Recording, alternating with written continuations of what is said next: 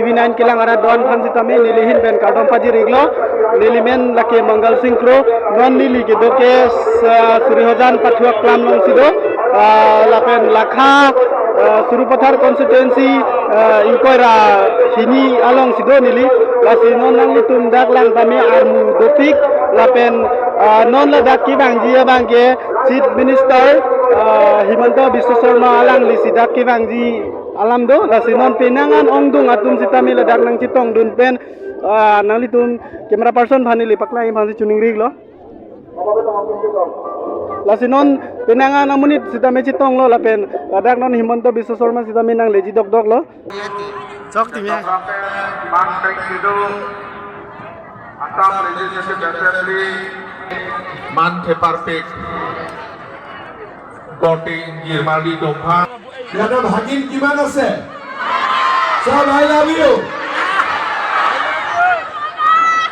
আজিৰ সভাত আমাৰ মাজত উপস্থিত কাৰ্বি আলং স্বায়ত্ত শাসিত পৰিষদৰ CM তুলিৰাম ৰংহাং ডাঙৰীয়া আমাৰ MP হৰেন সিং বে ডাঙৰীয়া ডেপুটি স্পিকাৰ নুমল মমিন ডাঙৰীয়া ৰনাল কিলিং ডাঙৰীয়া ক্লেণ্ডুং ইংটি ডাঙৰীয়া সূৰ্য ৰংফাৰ ডাঙৰীয়া ৰিচাৰ্ড টকবি ডাঙৰীয়া মুকুট মহন্ত ডাঙৰীয়া মাধুৰ্য ঢেকিয়াল ফুকন ডাঙৰীয়া পবিত্ৰ ৰংপি ডাঙৰীয়া কদম তেৰাংপি ডাঙৰীয়ানী সৰ্বন তেলেংগা ডাঙৰীয়া তিলোত্তমা হাসনু ডাঙৰীয়া ৰতন তেৰণ ডাঙৰীয়া জীৱন পাঠক ডাঙৰীয়া কৃষ্ণ ভট্টৰাই ডাঙৰীয়া ডক্টৰ মনগবে ৰংপি ডাঙৰীয়া শ্ৰী ফেংনিংপা ৰেংমা ডাঙৰীয়াকে আদি কৰি আমাৰ মঞ্চত উপস্থিত ৰাইজ আইসকল আৰু যুৱক যুৱতী বন্ধু বান্ধৱীসকল বোকাজানত নামিয়ে মই গম পাইছো যে ইলেকশ্যনতো বিজেপি জিকিবই হয়নে নহয় ইলেকশ্যনটো হৈ যাব ইলেকশ্যন হোৱাৰ পিছত কি হ'ব সেই বিষয়ে মই আপোনালোকক কেইটামান কথা কম মোদীজিটো জিকিবই হয়নে নহয় মইতো আৰু ভোট দিব লাগে বুলি ক'ব নালাগে আপোনালোকে দিবই ভোট বিজেপি হয়নে নহয় খাটাং ঠিক আছে এতিয়া আপোনালোকে জানে যে লোকসভা ইলেকশ্যন আৰু বিধানসভা ইলেকশ্যন দুটা বেলেগ ইলেকশ্যন লোকসভা ইলেকশ্যনত ভোট দিলে ভাৰতৰ প্ৰধানমন্ত্ৰী আমি বাছি লওঁ আৰু বিধানসভা ইলেকশ্যনত ভোট দিলে আমি মুখ্যমন্ত্ৰীক ইলেকশ্যন কৰোঁ হয়নে এতিয়া লোকসভাত ভোট হ'ব ডিফু হাফলং মিলি এটা সিট কিন্তু বিধানসভাত বোকাজান বেলেগ হাওড়াঘাট বেলেগ ডিফু বেলেগ কৈঠালাংচু বেলেগ বেলেগ বেলেগ এতিয়া আমি সকলোৱে জানো যে ভাৰতৰ সকলো মানুহে নৰেন্দ্ৰ মোদীক প্ৰধানমন্ত্ৰী হিচাপে চাব বিচাৰে আৰু মোদীজীক যদি আমি প্ৰধানমন্ত্ৰী কৰিব লাগে আমি অমৰ সিং টিছুক ভোট দিব লাগিব হয়নে নহয় আৰু অমৰ সিং টিছুক আমি ক'ত ভোট দিম পদুম ফুলৰ ছবি হয়নে সবকে কাৰ্ডম কলো দে পদুম ফুলৰ কাৰ্বি ভাষাত কি বুলি কয় মিৰপিডম মোদীজী প্ৰধানমন্ত্ৰী হ'ব মোদীজী প্ৰধানমন্ত্ৰী হ'লে মোৰ কি লাভ হ'ব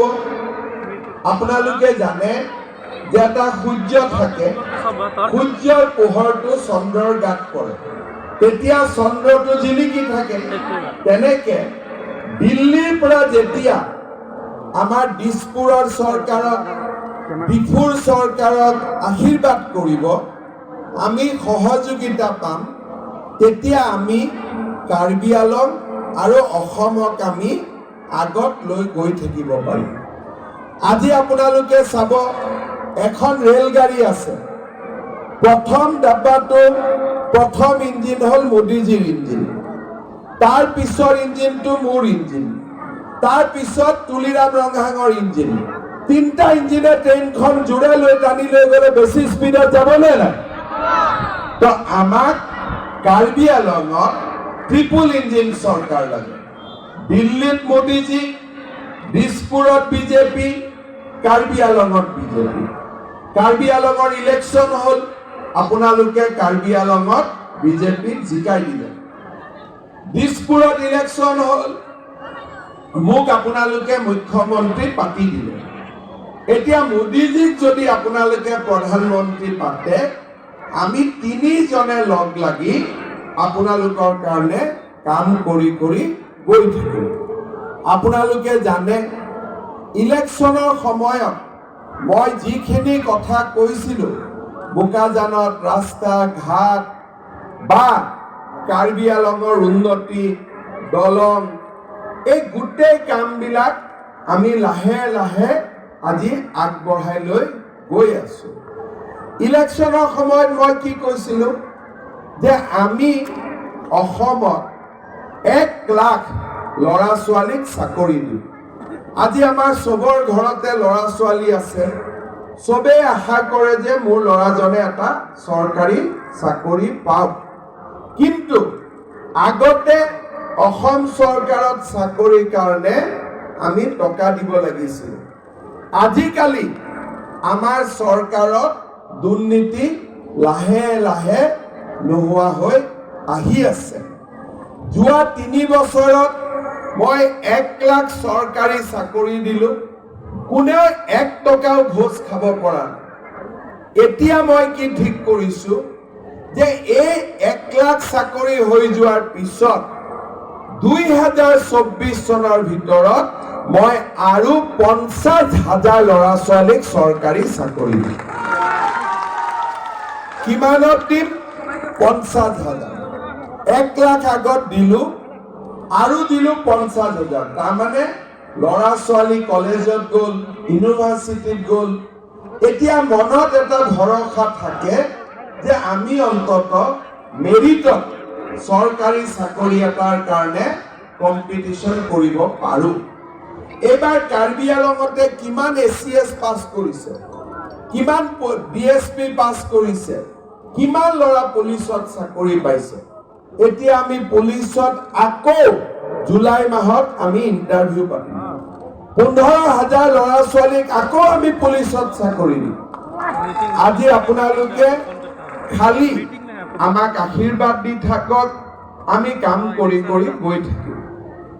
ইলেকশ্যনৰ আগত মই কৈছিলো যে যদি বিজেপিক ভোট দিয়ে আমি অৰুণোদয় আঁচনি আৰম্ভ কৰিম তেতিয়া মানুহে ভাবিলে অৰুণোদয় মানে কি তেতিয়া মই বুজাই কলো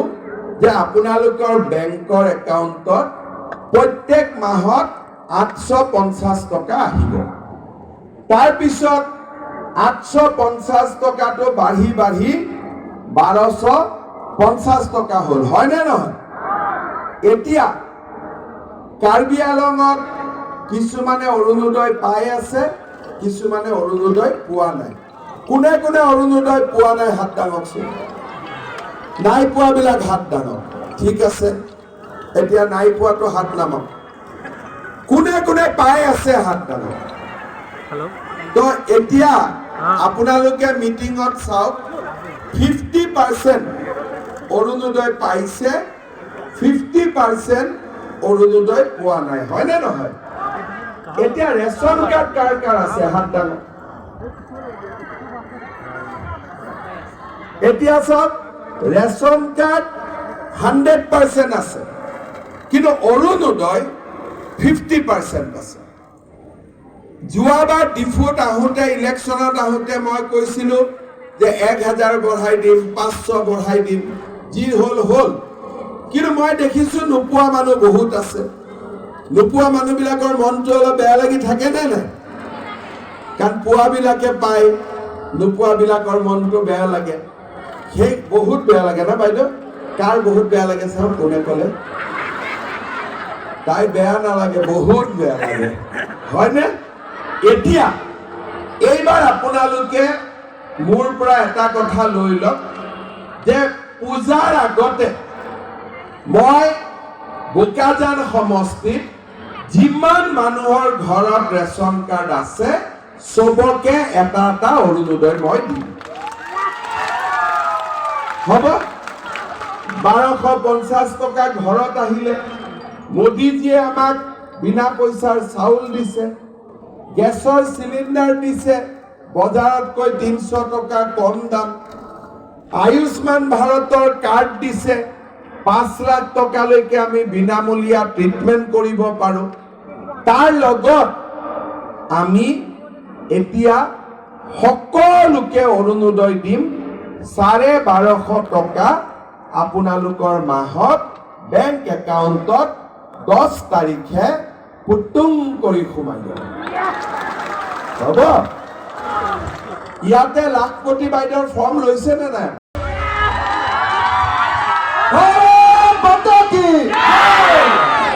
খবৰ চবৰে ভাল নহয় হয়নে নহয় জিকিবনে নাই ইলেকশ্যন বিজেপি জিকিব অমৰ সিং বিশু জিকিব একদম খতম 100% এতিয়া মোৰ লগত একেলগে ক'ব ভাৰত মাতা কি ভাৰত মাতা কি নৰেন্দ্ৰ মোদী বিজেপি তুলিৰাম ৰঙাত নুমাল মমিন অমৰ সিং বিশু বহুত বহুত ধন্যবাদ